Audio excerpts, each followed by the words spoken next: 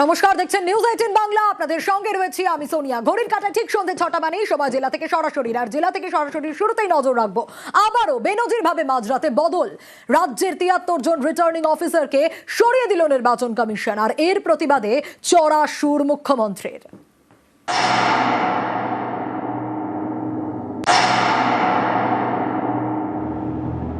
73 জন returning অফিসারকে কালকে change করা হয়েছে।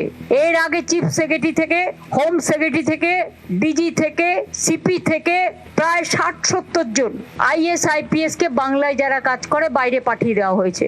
আর now the cat is out of the bag. তো ব্যাকডোর থেকে খেলছেন কেন? সামনাসামনি খেলুন। গত 15ই মার্চ রবিবার বিধানসভা ভোট ঘোষণা হয়। ভোট ঘোষণার পর মাঝরাতে বেনজির বদল করে নির্বাচন কমিশন। রাজ্যের মুখ্য সচিব এবং স্বরাষ্ট্র সচিবকে সরিয়ে দেওয়া হয়। সোমবার ফের মাঝরাতে বেনজির বদল। রাজ্যের 20 জেলার 73 জন রিটার্নিং অফিসারকে সরিয়ে দিয়েছে নির্বাচন কমিশন।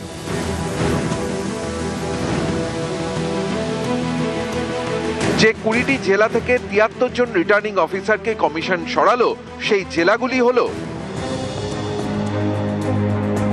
কোচবিহার, আলিপুরদুয়ার, জলপাইগুড়ি, উত্তর দিনাজপুর, দক্ষিণ দিনাজপুর, মালদা, মুর্শিদাবাদ, নদিয়া, উত্তর 24 পরগনা, দক্ষিণ 24 পরগনা, পূর্ব মেদিনীপুর, পশ্চিম মেদিনীপুর, পুরুলিয়া, বাঁকুড়া, পূর্ব বর্ধমান, পশ্চিম বর্ধমান, হাওড়া, হুগলি, কলকাতা উত্তর, কলকাতা দক্ষিণ। মুখ্যমন্ত্রীর বিধানসভা আসন ভবানীপুর। এই ভবানীপুরের রিটার্নিং অফিসারকেও সরিয়ে দিয়েছে কমিশন। 73 জন রিটার্নিং অফিসারকে কালকে চেঞ্জ করা হয়েছে। এর আগে চিফ সেক্রেটারি থেকে, হোম সেক্রেটারি থেকে, ডিজি থেকে, সিপি থেকে প্রায় 60-70 জন আইএস আইপিএস কে বাংলায় যারা কাজ করে বাইরে পাঠিয়ে দেওয়া হয়েছে। আর now the cat is out of the bag. তো ব্যাকডোর থেকে খেলছেন কেন? সামনাসামনি খেলুন। প্রতিটি বিধানসভা কেন্দ্রের জন্য একজন করে রিটার্নিং অফিসার থাকেন। মহকুমা শাসক পদমর্যাদার আধিকারিককে রিটার্নিং অফিসারের দায়িত্ব দেওয়া হয়। রিটার্নিং অফিসার সংশ্লিষ্ট কেন্দ্রে ভোট সংক্রান্ত যে কোনো বিজ্ঞপ্তি জারি করেন, প্রার্থীদের মনোনয়ন জমা নেন, মনোনয়নের স্ক্রুটিনি করেন, জয়ী প্রার্থীর সার্টিফিকেটে সই করেন।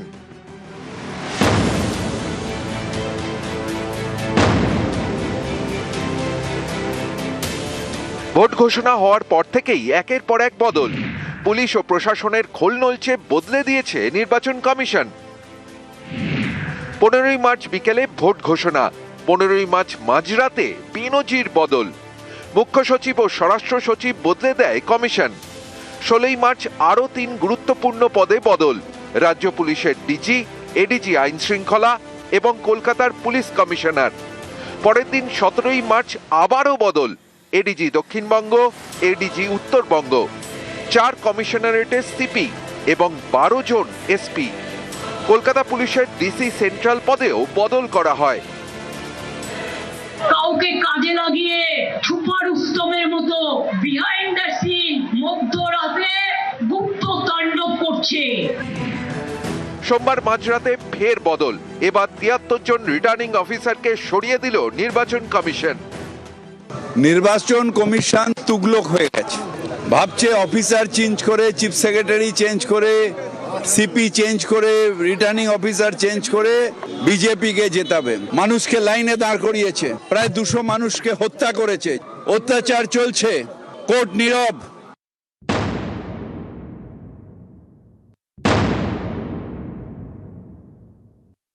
অফিসার ছিল সেজন্য হয়তো তাদেরকে বদলি হয়েছে। বহু জায়গায় এরকম বদলি হচ্ছে। মুখ্যমন্ত্রী একটা মৌরুষি পাট্টা বানিয়ে রেখেছে। মুখ্যমন্ত্রী তো স্বয়ং তার বৈঠকে বলেছেন আমাদের চলছে না, চলবে না। তার মানে কি মুখ্যমন্ত্রী সেখানে নিজেদের লোক বসিয়ে রেখেছিলেন, তার কথা মতো উঠবে বসবে। সেই জন্য নির্বাচন কমিশন ট্রান্সফার করে দেওয়াতে তাদের সেই চক্রান্ত ফেল করেছে। নিউজ 18 বাংলা।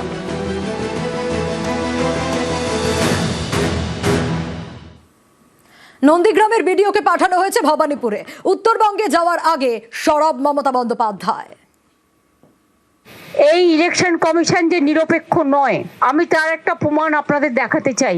ইলেকশন কমিশনের নোটিফিকেশনে বিজেপির ভোটের চিহ্ন, সিম্বল। একটা ইলেকশন কমিশন তাহলে কার ইশারায় চলছে, কার কথায় চলছে? নন্দীগ্রামের বিডিও চলে আসছে ভবানীপুরে, কারণ গদ্দারের নিজের লোক বলে। একসময় সিএমওতে থাকা অফিসাররা এখন ডিইও, মন্তব্য শুভেন্দু অধিকারীর। মাননীয় বিডিও যাকে অ্যাঙ্গেল করেছেন, ওই সময়ে আমি মমতা বন্দ্যোপাধ্যায় দলের মন্ত্রী ছিলাম। সেই মন্ত্রিসভার নেতৃত্ব মাননীয় মুখ্যমন্ত্রী মমতা বন্দ্যোপাধ্যায় করেছেন। অতএব কাঁচের ঘরে বসে ঢিল মারবেন না। তাহলে আগামীকালও আমি এমন লিস্ট প্রকাশ করব যারা সিওমোতে ওএসডি হিসেবে কাজ করেছেন মুখ্যমন্ত্রীর সাথে, তারা অন্তত 5টি জেলার ডিও হিসেবে কাজ করছেন।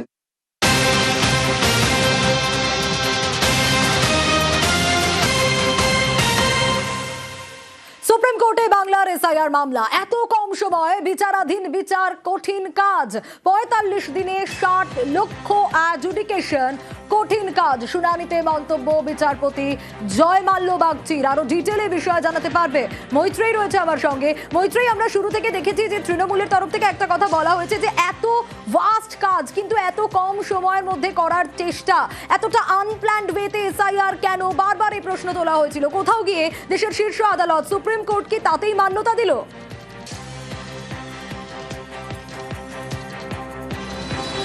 সোনিয়া, দেখো, আজকে সর্বোচ্চ আদালতে যখন প্রধান বিচারপতির বেঞ্চে এই মামলাটির শুনানি চলছিল, সেই সময় অ্যাডজুডিকেশন লিস্টের যে নাম রয়েছে সেই নাম কতদিনের মধ্যে ক্লিয়ার হবে সেই প্রশ্ন বারবার করে উঠতে থাকে এবং সেই নাম ক্লিয়ার হওয়াটা টাইম বাউন্ড ম্যানারে হওয়া প্রয়োজন। তার কারণ বাংলায় নির্বাচন ঘোষণা হয়ে গিয়েছে এবং ফেজ ওয়াইজ তার যে বেশ কিছু নিয়ম রয়েছে, ভোটার তালিকা ফ্রিজ করার ক্ষেত্রেও কিছু সময়ের ব্যাপার রয়েছে। সেক্ষেত্রে দাঁড়িয়ে ভোটার তালিকা যে ফ্রিজ করার বিষয়টি রয়েছে সেই সময়সীমা বাড়ানোর আবেদন করা হয় এবং সেখানে দাঁড়িয়েই বিচারপতি জয়মাল্য বাগচি তিনি এই বিষয়টি উল্লেখ করেন যে 45 দিনের মধ্যে 60 লক্ষ অ্যাডজুডিকেশনের তালিকা সেটা ক্লিয়ার করা অত্যন্ত কঠিন কাজ এবং খুব অবশ্যই একেবারেই রাজ্যের তরফ থেকেও যে বক্তব্য বারবার করে বলা হচ্ছিল, কোথাও গিয়ে এই বক্তব্য সেই কথাতেই মান্যতা দিল এবং আজকে আইনজীবী কল্যাণ বন্দ্যোপাধ্যায়ের বক্তব্যেও কিন্তু সেই কথাই উঠে আসে। তিনি এর কথার পরিপ্রেক্ষিতে কিন্তু কল্যাণ বন্দ্যোপাধ্যায় তিনি নিজেও বলেন যে রাজ্যের তরফ থেকে যে প্রাথমিক আবেদন করা হয়েছিল সেখানেও কিন্তু এই বিষয়টি উল্লেখ করা হয়েছিল যে 3 মাসের মধ্যে এসআইআর প্রসেস শেষ করা সম্ভব নয়, ফলে সময় নিয়ে গোটা প্রক্রিয়াটি শেষ করা হোক, কিন্তু সেটা মানা হয়নি। ফলে সেই জায়গায় দাঁড়িয়েই যে কম সময়ের মধ্যে গোটা প্রসেসটা করা এবং সেটা যে কতটা চ্যালেঞ্জিং কাজ সেটা কিন্তু বারবার করে বিচারপতিদের বক্তব্যে উঠে এসেছে এবং আজকেও বিচারপতি জয়মাল্য বাগচির বক্তব্যের মধ্যে দিয়ে সেটাই উঠে এসেছে। তবে সর্বোচ্চ আদালতের তরফ থেকে বেশ কিছু দিক নির্দেশ করে দেওয়া হয়েছে। মূলত যে ফেজে, অর্থাৎ প্রথম ফেজে যেখানে নির্বাচন রয়েছে সেখানকার যারা ভোটাররা অ্যাডজুডিকেশন লিস্টে রয়েছেন তাদের নামটা অ্যাডজুডিকেশন তালিকার থেকে তাদের নামের ভেরিফিকেশনটা আগে শেষ করার জন্য বলেছে আজকে সর্বোচ্চ আদালত। তার পাশাপাশি তারা এটা বলেছে যাতে যে ট্রাইব্যুনালগুলি গঠন করা হয়েছে সেই সমস্ত ট্রাইব্যুনালগুলিও যাতে তাড়াতাড়ি ফাংশন করতে শুরু করে তার জন্য প্রয়োজনীয় পদক্ষেপের কথা বলা হয়েছে। আগামী 1 এপ্রিল মামলার পরবর্তী শুনানি। আদালত আজকে বিশ্বাস দেখিয়েছে, তাদের বক্তব্য যে তারা বিশ্বাস করছেন যে অ্যাডজুডিকেশনের গোটা লিস্ট ক্লিয়ার হয়ে যাবে। তবে তারা একই সঙ্গে এটাও তারা জানিয়েছেন যে ভোটার রোল ফ্রিজ করার সময়সীমা বাড়ানোর যে আবেদন করা হয়েছে সেই বিষয়টাও তারা বিবেচনা করবেন, তবে এই কাজের গতি প্রকৃতি কতটা এগোচ্ছে সেটার উপর নির্ভর করে। বেশ মৈত্রেয়ী, আদালত বলেছে যে প্রত্যেককে নমিনেশন ফাইল করার অধিকার আছে, সেটাকে নিশ্চিত করতে হবে এবং চূড়ান্ত ভোটার তালিকা নমিনেশন ফাইলিংয়ের আগের দিনেই শেষ করতে হবে। সেটা আমাদের দাবি। আদালত সেই দাবি মান্যতা দিয়েছেন, গুরুত্ব বুঝেছেন এবং বলেছেন আমরা সেইভাবে দ্রুত যাতে সম্পন্ন করা যায় সেই চেষ্টা করছি। নির্বাচন কমিশনকে নির্দেশ দিয়েছেন তোমরা অবিলম্বে কলকাতা হাইকোর্টের সঙ্গে যোগাযোগ করো, তাদের সমস্ত রকম সাহায্য দাও। মানুষের ভোটের অধিকার কেড়ে নেওয়া যাবে না, এটা প্রকাশ্যে আদালতে মাননীয় বিচারপতিরা বলেছেন।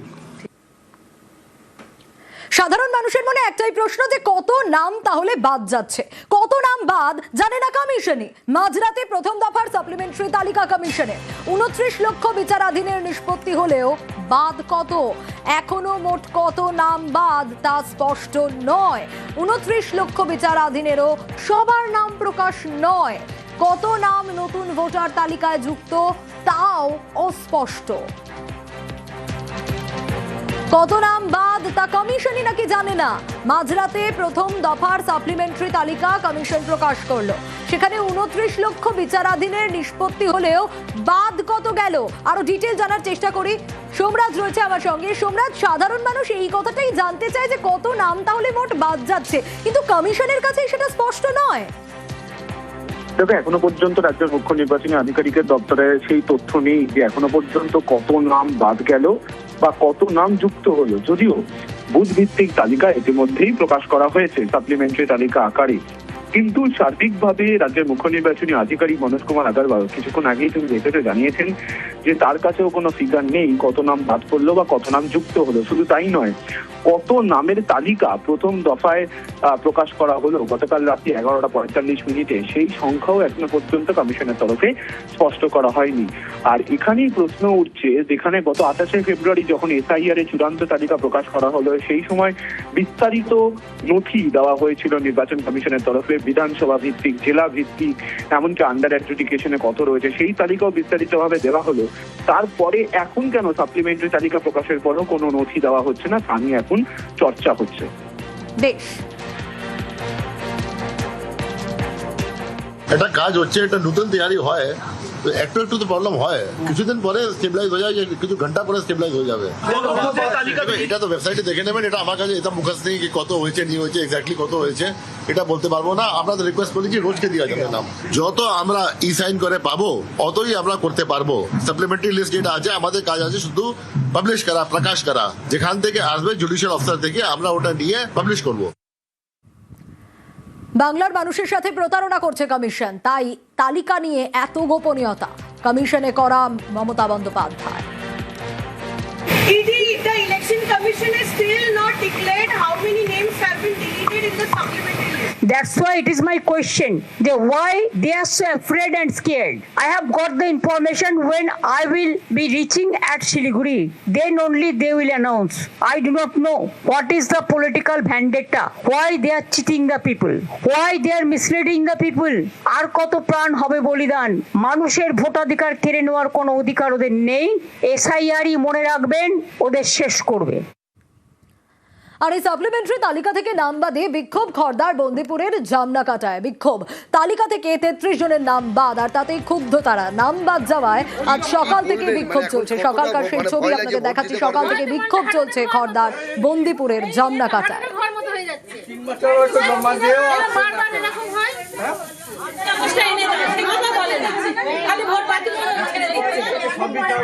না, নাম নেই। কেন নেই সেই জানি কেন নেই। আমাদের আর সব 4টে ভাই বোনের আছে, আমার মেয়ের আছে, আমার স্বামীর আছে, আমার নেই।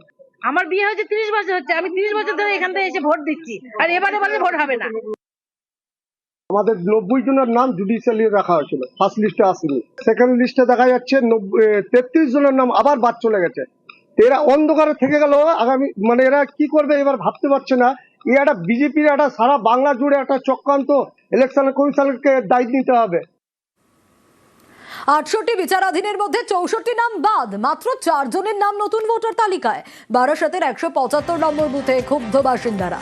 সব নথি জমার পরেও নাম বাদে প্রশ্ন বাসিন্দাদের। নাম বাদ যাওয়ায় চরম হয়রানির অভিযোগ।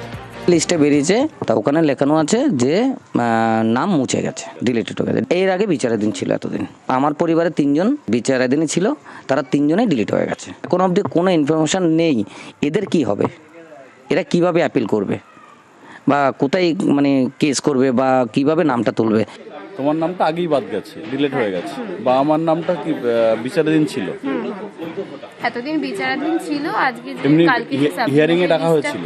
হ্যাঁ, হিয়ারিংও ডাকা হয়েছিল। যা যা ডকুমেন্ট আমাদের ছিল অ্যাভেলেবেল, যা যা আমরা সাবমিট করার ক্ষমতা ছিল তা করেছি, এবার ডিলিট করা হয়ে গেছে। নির্বাচন কমিশন আশা করি সেই প্রবলেমটা সলভ করবে, শুনছি তো তাই, যে পরে হয়তো অ্যাপ্লাই করার ব্যবস্থা থাকবে নতুন করে।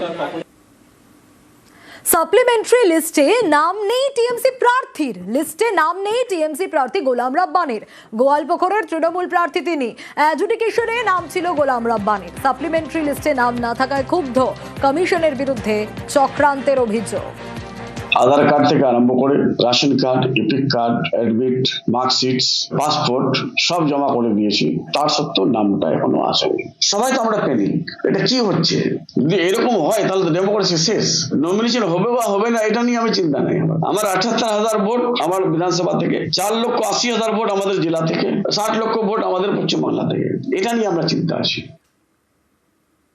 শুধু তৃণমূল প্রার্থী গোলাম রাব্বানি না, তার সঙ্গে আরো নাম রয়েছে। সাপ্লিমেন্টারি লিস্টে কাজল শেখেরও নাম নেই। হাসন বিধানসভার তৃণমূল প্রার্থী কাজল শেখ। আদালতের প্রতি আস্থা আছে বলে জানান কাজল। কিছুদিনের মধ্যেই নাম এসে যাবে, আশাবাদী কাজল শেখ। কিছু নাম বেরিয়েছে, বাকি আরো কিছু নাম বাকি আছে। আমিও আছি, আমার পঞ্চায়েত সমিতির সভাপতি এখানে ছিল, জেলার মহিলা নেত্রী, উনিও বলছেন ওনার নামটা আসেনি, অল্প দিনের মধ্যে এসে যাবে। আদালতের প্রতি আমাদের পূর্ণ আস্থা, বিশ্বাস, ভরসা আছে, অল্প দিনের মধ্যে নাম এসে যাবে। এদিকে আবার সাপ্লিমেন্টারি লিস্টে নাম উঠল জাকির হোসেনের। জঙ্গিপুরের তৃণমূল প্রার্থী জাকির হোসেন। বিবেচনাধীন তালিকায় নাম ছিল তার, নাম উঠল জাকির হোসেনের।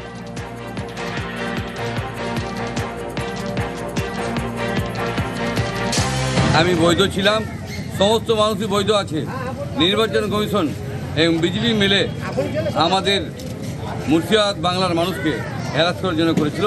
আপনারা দেখতে পেলেন বৈধ ছিলাম বলে ভোটের নামে উঠেছে আমার, এবং অনেক মানুষেরই উঠেছে, এবং যেগুলো বাদ দিয়েছে সেগুলোও ওঠার মতো আছে।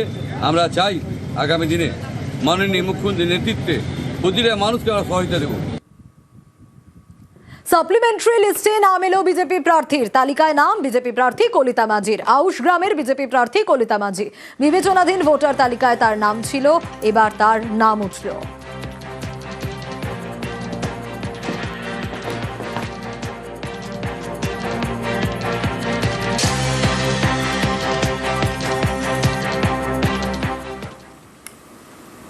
নির্বাচন কমিশনের বিজ্ঞপ্তিতে বিজেপির স্ট্যাম্প। কমিশন নিরপেক্ষ নয় বলে চড়া সুর মমতা বন্দ্যোপাধ্যায়। নিচু তলার কর্মীকে সাসপেন্ড করা হয়েছে বলে প্রথমে দায় এড়ানোর চেষ্টা, তারপরে মারাত্মক ভুল বলে স্বীকারোক্তি কেরলের সিইওর।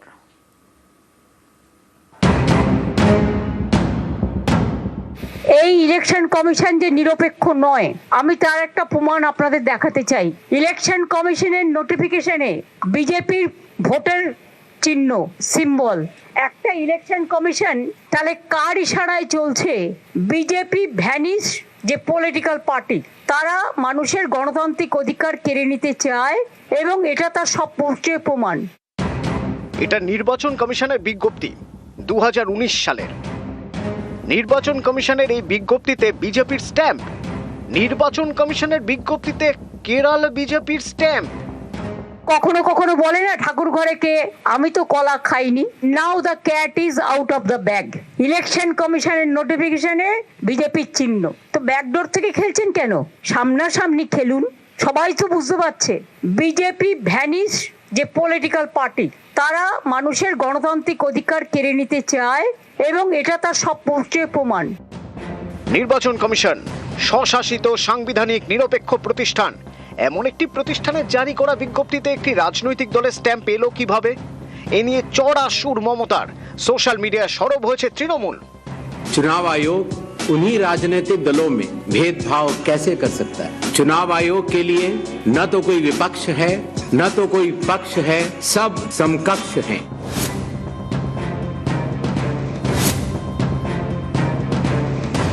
নির্বাচন কমিশনের বিজ্ঞপ্তিতে বিজেপির স্ট্যাম্প। এ নিয়ে কেরলের সিইও দপ্তর অবাক করা যুক্তি দেয়। নিচুতলার কর্মীকে সাসপেন্ড করা হয়েছে বলে দায় এড়ানোর চেষ্টা। তারা দাবি করে সম্পূর্ণ ক্লারিক্যাল এরার। দায়িত্বপ্রাপ্ত অফিসারকে সাসপেন্ড করা হয়েছে, তদন্ত চলছে। It is not for Kerala, এখানে লেখা আছে কিন্তু ওপরে all states and UTs. Clerical mistake বললে হয়ে যাবে? এটা ক্লারিক্যাল মিস্টেক না এটা political intention? Now I will request all the political parties together, let us fight against the one sided dictatorship, autocracy, and one political party ruled government and their agencies. to take strong action to protest and to see that election must be free and fair. কেরলের মুখ্য নির্বাচনী আধিকারিক প্রথমে বললেন clerical error, তারপর মারাত্মক ভুল বলে স্বীকারোক্তি। The Commission looks at these lapses very seriously. The Commission has taken action and suspended that particular officer and have put in an inquiry by a senior IAS officer, and based on the outcome of that inquiry, further steps will be taken. News 18 Bangla. উত্তরবঙ্গে প্রচারে মমতা বন্দ্যোপাধ্যায় প্রথমে চালসার Saint Lucy Catholic চার্চে যান মুখ্যমন্ত্রী। 58 বছরে প্রথমবার কোনো মুখ্যমন্ত্রী গেলেন চালসার চার্চে। ধামসা মাদলে বরণ।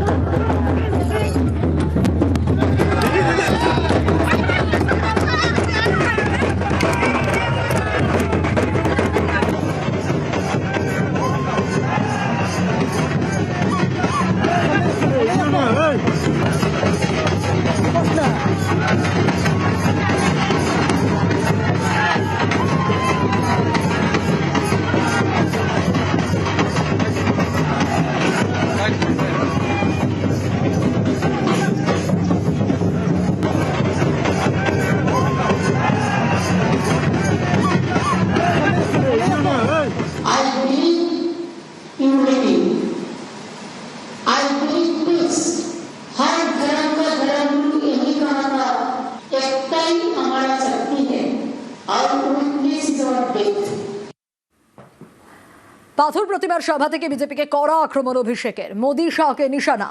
বিজেপিকে 50-এর কম আসনে আটকে রাখার চ্যালেঞ্জ। যারা আপনাদের কাছে এখন ভোট চাইতে আসছে বিজেপির বাবুরা, অমিত শাহ এসে রায়দিঘিতে 20 দিন আগে সভা করে অনেক হম্বিতম্বি করে গেছিলেন। তারপর যে প্রশ্নগুলো আমি করেছিলাম একটারও সদুত্তর দিতে পারেনি। এই নির্বাচন হবে আবার টাটা বাই বাই, ঠিকই খুঁজে পাবেন না। শুরু করলাম দক্ষিণ 24 পরগনা দিয়ে, শেষ করব দক্ষিণ 24 পরগনায়। শুরু করলাম পাথর প্রতিমা দিয়ে, শেষ করব ডায়মন্ড হারবারের মাটিতে। আপনাদের সকলের আশীর্বাদ, ভালোবাসা, স্নেহ, সমর্থন কে পাথেয় করে পথ চলার প্রেরণা করে আগামী দিন বিজেপিকে 50-এর নিচে নামানোর প্রতিশ্রুতি আজকে এই মাটি থেকে নিচ্ছি। বাংলা থেকে আগামী দিন ভারতবর্ষের পরিবর্তনের চাকা ঘুরবে। যেভাবে দক্ষিণ 24 পরগনার মাটি থেকে 2008 সালের পরিবর্তনের চাকা ঘুরেছিল, একই চাকা বাংলা থেকে দিল্লির পরিবর্তন হবে আগামী 3 মাসের মধ্যে বাংলায় জেতার পর। মমতা বন্দ্যোপাধ্যায় যেমন 4র্থবার মুখ্যমন্ত্রী হবে, সমীর জানাও 4র্থবার বিধায়ক হবে। ব্যবধান আরো বাড়বে। জঙ্গলমহলে জমজমাট ভোট যুদ্ধ, দেওয়ালে দেওয়ালে লড়াই। পুরুলিয়ায় তৃণমূলের বাজি সরকারি প্রকল্প, পাল্টা অনুন্নয়নের অভিযোগে সরব বিজেপি।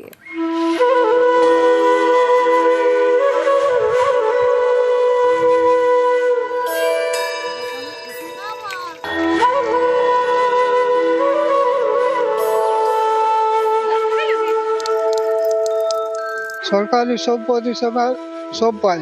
এখন অনেক অনেক পরিবর্তন, অনেক ভালো হয়েছে, এখন ভালো আছে। আমাদের ওইখানে জলের সমস্যা বহুত, জলের সমস্যা আছে একদমই নাই। পুরুলিয়া জঙ্গলমহল, মুখোমুখি লড়াই তৃণমূল বিজেপি। 2021-এর বিধানসভা ভোটে পুরুলিয়ার 9টি আসনের 6টিতেই জয়ী হয় বিজেপি, 3টিতে তৃণমূল। 24-এর লোকসভা ভোটের ফল অনুযায়ী 6টিতে এগিয়ে ছিল তৃণমূল, 3টিতে বিজেপি। এবার কি হবে? দুদলই কোমর বেঁধে প্রচারে নেমে পড়েছে। চলছে দেওয়ালে দেওয়ালে লড়াই। তৃণমূল জোর দিচ্ছে সরকারি প্রকল্পের প্রচারে, বিজেপির হাতিয়ার হিন্দুত্ব। কলাবেড়া অযোধ্যা পাহাড়ের ওপর প্রত্যন্ত গ্রাম। অনেক চেষ্টা করেও এই গ্রামে উন্নয়নের আলো পৌঁছানো যায়নি। বাধা ছিল দুর্গম রাস্তা। বছর 10 আগে গ্রামটাকেই নামিয়ে আনা হয় পাহাড়ের নিচে। এখন আগে থেকে মোটামুটি ভালো আছে, মানে গাড়ি ঘোড়া যাতায়াত একটু সুবিধা, স্কুল আছে। আগে তো খুব কষ্ট করে উঠতে হতো গ্রামে। খুব রাত 8টা 9টা 10টা পর্যন্ত উঠমা হাট করতি, আবার রাতে উঠতি। আর কেউ অসুস্থ হলে খুবই পাহাড়ের উপর থেকে নিচে নামানো খুব কষ্ট। এক কথায় ভালো আছো? হ্যাঁ, জল আলো সবটাই সুবিধা, সরকারি সব পরিষেবা সব পাই।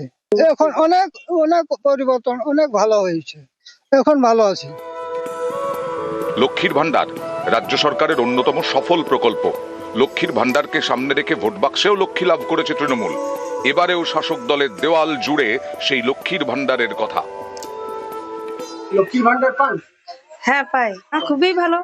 দেখুন আমরা তো বেকার মানুষ, আমাদের তো আর সেরকম কোনো রোজগার নেই, তাহলে টুকটাক আমাদের জন্য মহিলাদের জন্য সুবিধাই আছে, হয়েছে টুকটাক। সম্প্রতি বেকার ভাতা দেওয়া শুরু করেছে রাজ্য সরকার। যুবসাথী প্রকল্প এরও প্রচার করছে তৃণমূল। আমাদের স্টুডেন্ট লাইফে টুকটাক যেটা খরচা চলে সেটা চলে আসে, মানে যেমন টোটো ভাড়া, গাড়ি যাওয়া আসা, তারপরে বিভিন্ন পরীক্ষার ফর্ম ফিল আপে, কলেজের সুবিধা আছে, অনেক সুবিধা। যদি নিয়োগ গেলে একটু হয়তো ভালো করে, তাহলে আরো ভালো হইতো। বিজেপিও বসে নেই, তারা শান দিচ্ছে হিন্দুত্বে। তৃণমূলের উন্নয়নের দাবিও মানতে নারাজ বিজেপি। আমাদের ওইখানে জলের সমস্যা বহুত, জলের সমস্যা আছে একদমই নাই। পুরুলিয়া থেকে ইন্দ্রজিৎ মণ্ডল, নিউজ 18 বাংলা।